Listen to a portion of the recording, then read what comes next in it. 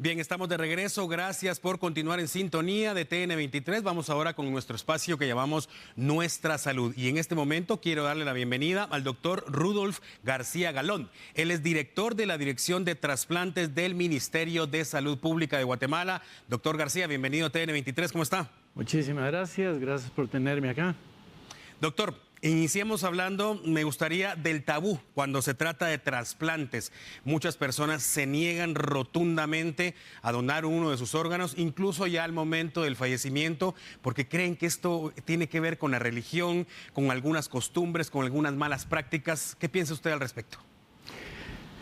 Bien, después de muchísimos años de estar bregando en este tema, si una cosa he aprendido es que el guatemalteco por naturaleza es empático, se identifica con causas ajenas, esto, lo otro, aquello, y por lo tanto, en el tema de donación de órganos, en el fondo, es bien sencillo sentarnos entre guatemaltecos a hablar de esa enorme necesidad de mucha gente.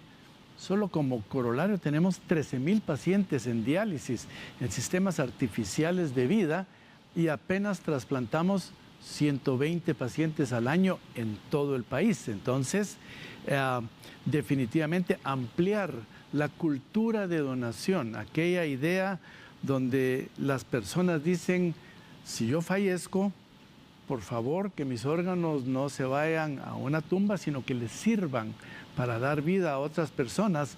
Eso es muy fácil de entender.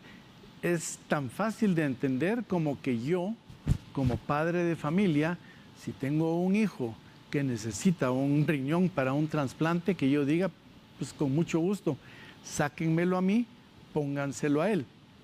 Empatía quiere decir sentir como propio el problema de alguien otro y hacerlo tan propio que estoy incluso dispuesto a sacrificar algo de mí, que incluye comodidad, seguridad, y muchos otros aspectos. Doctor García, donar es dar vida. Me quedo con eso definitivamente. Quiero preguntarle ahora, ¿qué órganos puedo donar y continuar con mi vida normal? Ok, entonces ahí tenemos que definir, por ejemplo, al donante vivo. En vida solo podemos donar órganos cuya extracción no mutilen o no conlleven a una deficiencia que pone en riesgo mi propia seguridad. Eso, las mismas reglas del juego lo excluyen. Si yo tengo un hijo ciego y necesita un ojo, yo no puedo decir como papá, sáquenme un ojo y pónganselo a él. Diferente que con un riñón. Con un solo riñón yo puedo seguir funcionando. No estoy originando ninguna mutilación y con la debida vigilancia y seguimiento médicos puedo vivir como que toda la vida hubiera tenido 2 riñones. Entonces, riñón es uno de los típicos que se pueden donar en vida.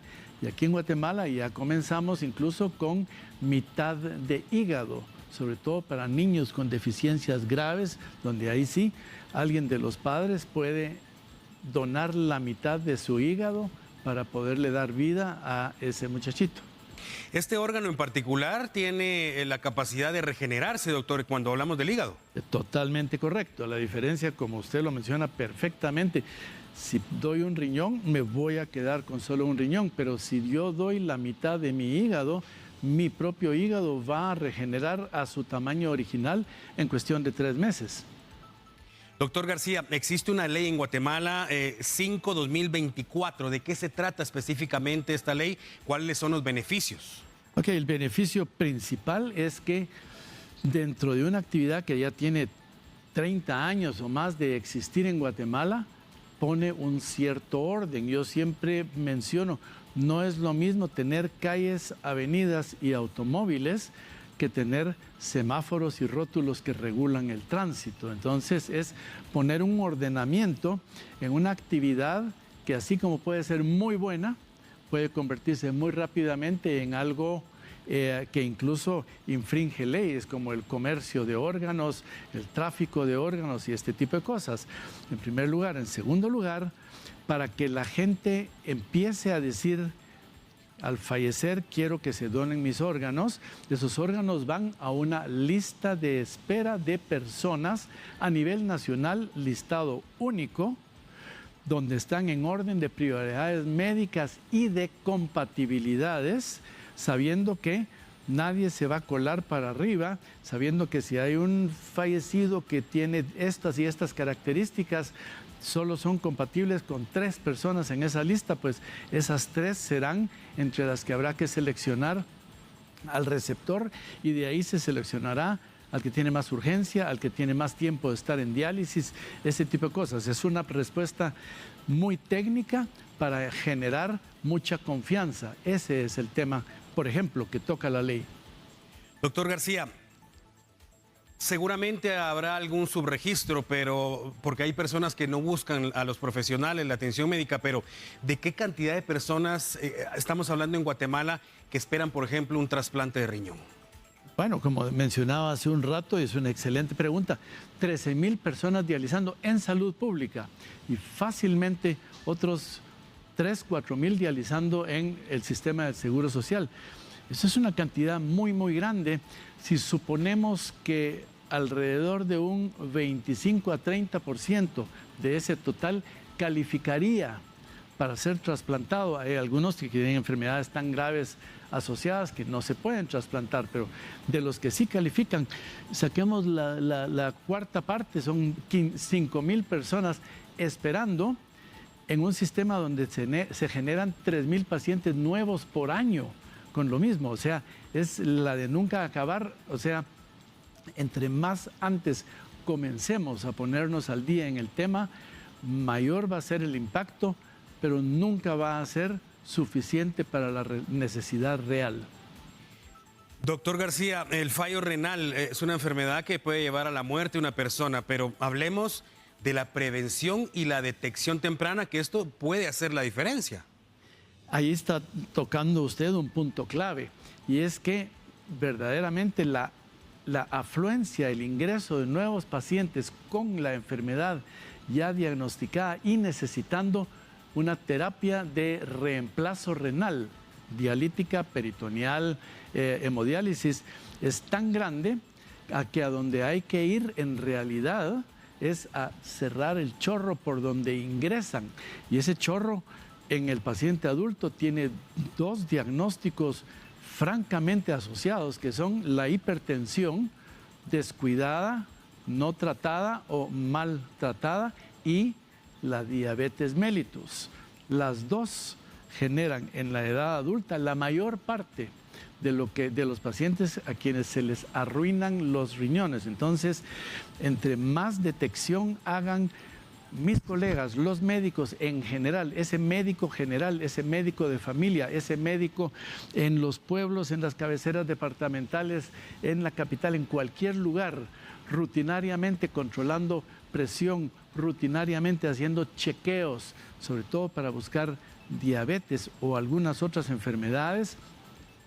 Esa es una labor gigantesca. Y luego los pediatras, ellos tienen señales de alarma de que les avisan: este niño va a perder sus riñones si no intervenimos oportunamente. O sea, está de veras en el campo de los pediatras y los médicos generales e internistas. Allá afuera, en la calle, en los consultorios, en los hospitales, está en manos de ellos y en manos de campañas que se puedan hacer de salud para detección y empezar a tratar desde ahí antes de que la catástrofe ya haya sucedido. Doctor García, toca usted puntos muy importantes, porque esto me lleva a la siguiente pregunta. Cuando hablamos de fallo renal, esto no respeta edades, entonces. Sí, señor. Lo que cambia son las causas. En los niños muchas veces son inflamaciones de los riñones por infecciones, cosas tan sencillas como las glomerulonefritis después de amigdalitis agudas bacterianas por estreptococo que no fueron diagnosticadas y tratadas. Eso causa un daño renal conocidísimo, igual que causa enfermedad cardíaca, con que las valvulopatías reumáticas son de origen postinfeccioso. Y luego En los niños muchas anomalías congénitas, vejigas que no funcionan, almacenan orina, van matando los riñones poco a poco. El control donde el pediatra es esencial, y ese es el llamado grande para las mamás, para los papás, llevar a los niños a sus chequeos donde muchos, y muchos otros problemas puedan ser detectados mientras son pequeños y clínicamente tratables, y con eso evitar males mucho mayores. Doctor García Gayón, quiero preguntarle también entonces, ¿esta es una enfermedad que ha existido desde hace mucho tiempo? ¿Ha venido en aumento o es que ha venido en aumento la cantidad de personas que buscan la ayuda de los profesionales? Ok, ahí sí como dirían mis excatedráticos en la universidad, A y B son correctas, en el sentido de que verdaderamente somos muchos más pobladores, y en Guatemala hay que agregar una causa muy específica que es casi endémica de la región centroamericana, y es lo que se llama la nefropatía mesoamericana. Ojo, estos son personas que trabajan en condiciones extremas de calor con extrema actividad física. Voy a tirar un ejemplo en la agricultura, el corte de caña, mucho del campo del agro. Esa gente se tienen que hidratar fuertemente, tienen que tener acceso a descanso intermitente, sombra intermitente, hidratación adecuada antes de seguir otro tramo en el trabajo que están realizando. De lo contrario, y sobre todo si al final del día, por el dolor muscular que tienen después de ese arduo trabajo, le agregan un antiinflamatorio de los que hacen daño en los riñones y que tristemente en nuestros países se venden en la tienda como un analgésico corriente. Esa combinación es letal. Después de 3, 4 años en la misma actividad, tienen demostrablemente daño renal, nefropatía mesoamericana. Hasta mundialmente se le puso un nombre. Y es grave, doctor, porque estamos hablando de un buen porcentaje de la población que se dedica a ese tipo de actividades que usted menciona. Además de eso, que hay que tomar en cuenta que el clima en nuestro país, pues básicamente somos un país tropical. Y por supuesto, usted está en lo correcto. Nosotros nos fuimos dando cuenta porque las personas, los pacientes con fallo renal que llegan a nuestras unidades de trasplante en salud pública, yo puedo hablar únicamente por salud pública, por Hospital General, Hospital Roosevelt, son cada vez gente más joven. Ya no es el típico mayor con diabetes, hipertensión, son jóvenes que tienen este perfil que acabamos de describir, y paradójicamente el que le para donando un riñón es su hermano, que tiene apenas 5 años más, si usted quiere. Entonces estamos a ese ritmo, de veras, recurriendo a un donante que lo quisiéramos poder sustituir por un donante donde no se le hace daño a nadie, el donante fallecido, ese producto del altruismo de las familias en medio del dolor de perder a un ser querido, pero aún dentro de ese dolor, reconocer, después de que se les explica correctamente, que pueden, en medio de esta tragedia, brindar vida a 2 seres humanos y devolverle la vista a 2 personas que no tienen visión, y no hay ni una persona que salga dañada. Ese es el mensaje, y en ese sentido, y lo van a ver dentro de poco tiempo, una campaña por primera vez, campaña a nivel nacional impulsada por las autoridades de salud, por el Ministerio de Salud, en pro de la donación de órganos. Es una apertura que ministerios en el pasado no habían tenido, demostradamente no la habían tenido de esta manera. Entonces, creo que es de aplaudir el que las autoridades estén apoyando este tipo de actividad, y necesitamos entonces también en los hospitales, por supuesto, más capacidad para poder responder a esas donaciones y aumentar el número de trasplantes que realizamos actualmente en el país. Doctor, y eso me lleva justamente a 2 preguntas más ya para finalizar con el tema que usted mencionaba en este momento. Estamos en este momento llegando a los 22 departamentos a través de TN23, al resto del mundo a través de Chapín TV. Quiero pensar que hay personas ya interesadas en el tema, quiero pensar que hay personas que les ha llegado el mensaje que usted ha enviado, y la pregunta es, ¿cómo hago yo para ser donante? Listo. Y la segunda pregunta, doctor, eso va a depender también del tipo de fallecimiento, enfermedad o enfermedad común, accidente de tránsito o violencia, lamentablemente, en nuestro país. Son dos temas centrales. La primera respuesta, bien puntual, junto con esta campaña se va a estar lanzando el carnet de donador con un código QR donde yo me puedo registrar como sencillamente me interesa ser donante, ¿ya? Y en el otro tema, perdón, la segunda pregunta era... ¿Qué diferencia hay o qué es lo que hace la diferencia del tipo de fallecimiento, si es por enfermedad, por un accidente o por violencia? Correcto.